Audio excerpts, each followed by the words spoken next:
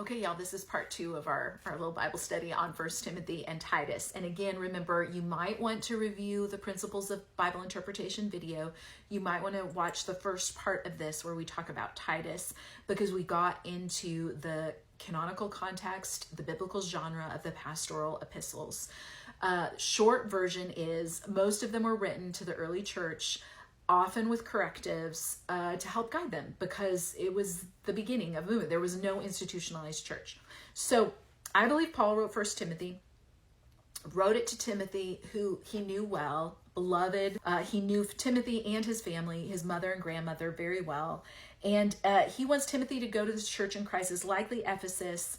It is, okay, so what's the context there? Again, Bible Project's fantastic for this. Study Bibles and commentaries are fantastic for getting this overview. But the brief version is, it is a little bit different situation. In Titus, we had corrupt teachers coming in to profit, immoral lifestyle Judaizers going on there. In 1 Timothy, you have quarrelsome and contentious people looking at the scriptures, looking at the Torah, and getting all wrapped up in the genealogies, coming to all sorts of conclusions about that, really claiming spiritual authority using those texts, and lots of infighting, lots of quarrel. Okay, so Timothy was to go sort that out. He was to correct the problematic doctrine, and as with Titus, the practical next step after that, after correcting what was wrong, was to kind of install different leaders, new leaders, because it does no good to correct the quarrelsome, contentious leaders if you're going to put in some new quarrelsome, contentious leaders. So what kind of leaders is that context going to need? Well, what would you think? Without even looking at Timothy, you would think, well, probably people who are not quarrelsome, people who have a maturity and an ability to deal with that culture that's come up in the church, right? Like that's what people are used to. So someone who's maybe good at communication, who has maturity, who's patient, these sort of markers. Well, okay, so Paul's going to give some qualifications. He said, Timothy, when you're looking for people to appoint as leaders, this is what you should consider. Someone who's above a reproach, the husband of one wife, temperate, self-controlled, respectable, hospitable, an able teacher, not a drunkard, not violent, gentle, not contentious, free from the love of money.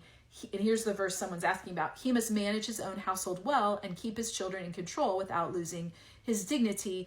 But if someone does not know how to manage his own household, how will he care for the church of God? He must not be a recent convert. And then there's more. A little side note, I'm reading from the NET. I really love this translation because really of the translator's notes. You can see them here. I'll link to it in the study notes because all these translator notes are available for free online. And I love it because, as we talked about in the interpretation video, translators are making decisions.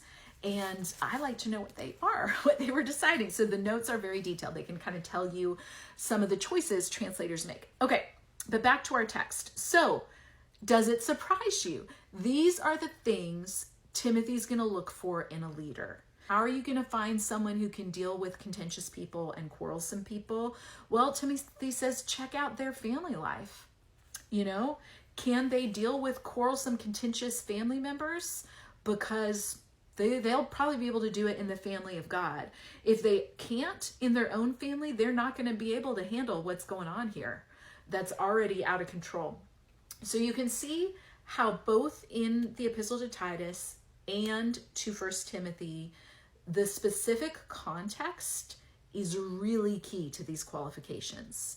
Now, again, that doesn't mean they're not relevant to us, but we do need to consider them in light of that and in light of other epistles. We've made observations, we've asked some interpretive questions. The third step of interpretation often is application. How do we apply this in our own context? And that's going to vary. There may be churches that want to apply this very specifically, like a checklist. I don't think that was the intent, but they are free to do that. There may be a church that says, well, we only want people who are married with children, and all those children must be Christians. They're free to do that if they want, and I do know some churches do that. However, I would suggest that risks missing the point.